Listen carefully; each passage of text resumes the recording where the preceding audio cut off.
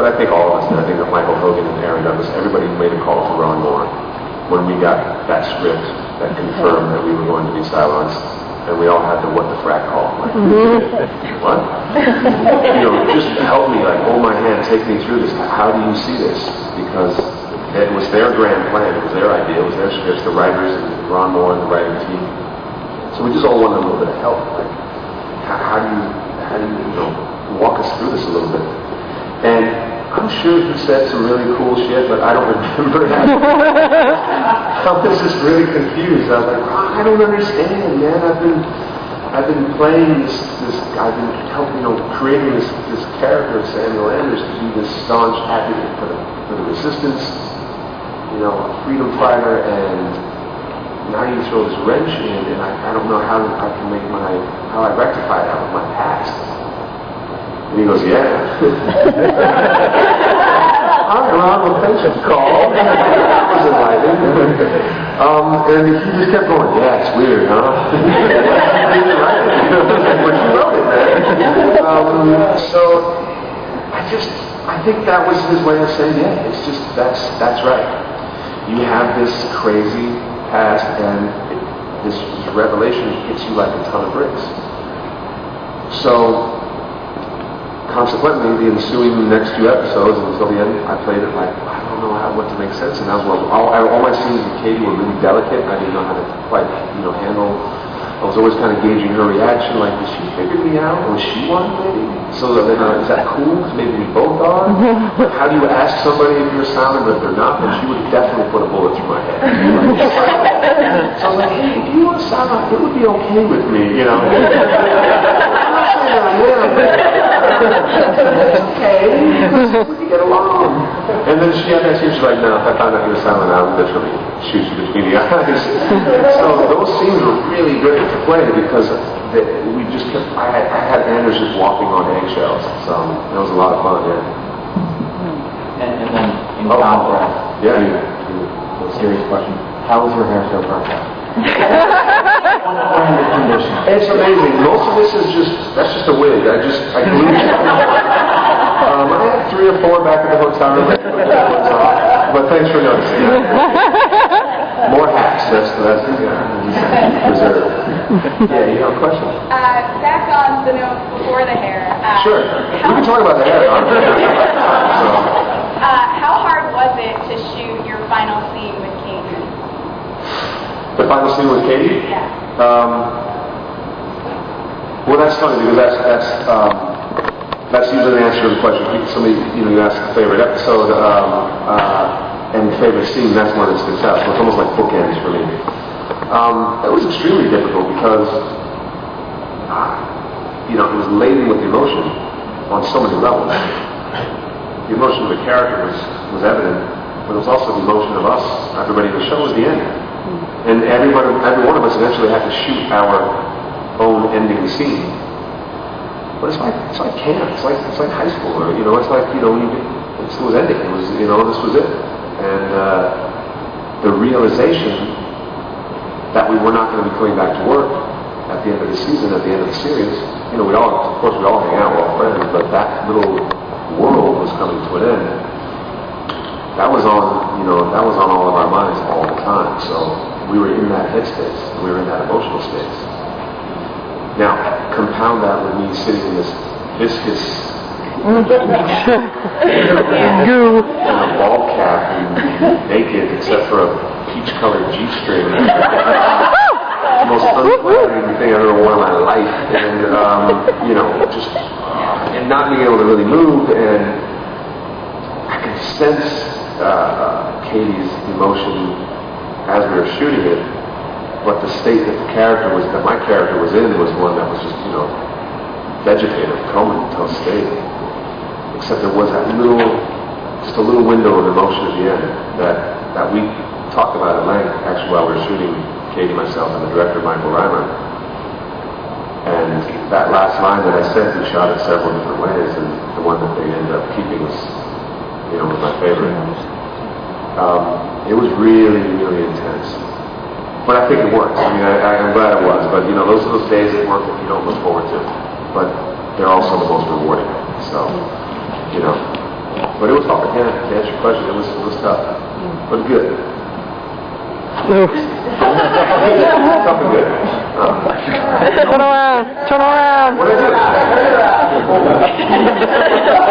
That's not what comfortable. Yeah, there you go. There's that. How many hours of practice to get you set up for that? Well, this is actually easier. We actually had stuff where I was linked to some kind of wires that had a head, some kind of halo on. Just to do the makeup and the ball cap, I think was 3.5 hours in the chair.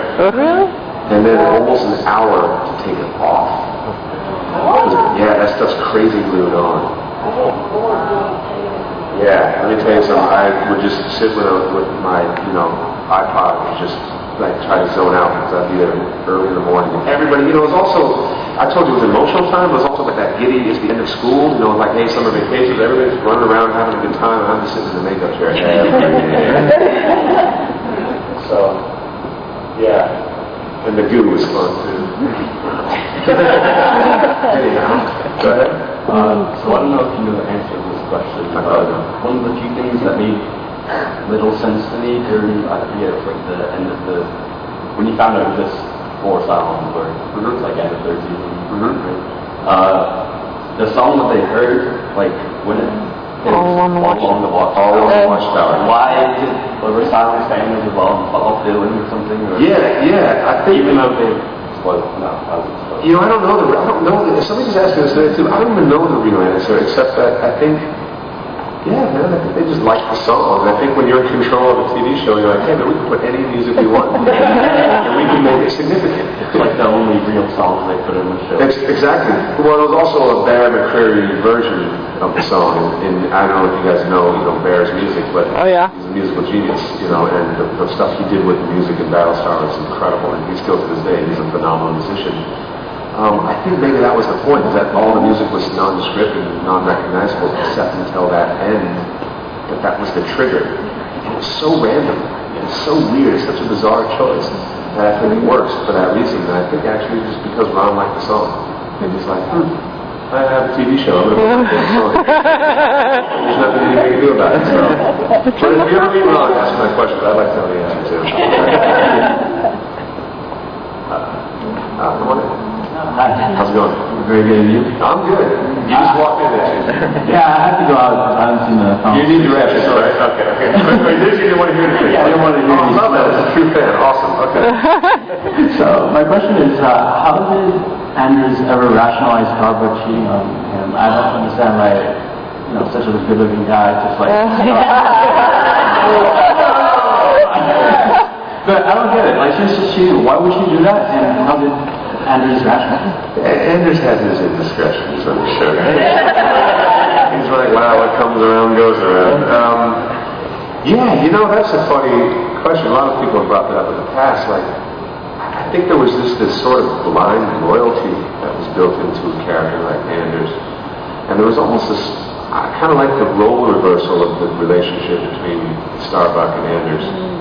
I felt like he was the one fighting for the relationship, and in traditional gender roles, it seems like it's always, the man who's, I can't be tied down, I'm not a one-woman kind of guy, but I'll wait for you.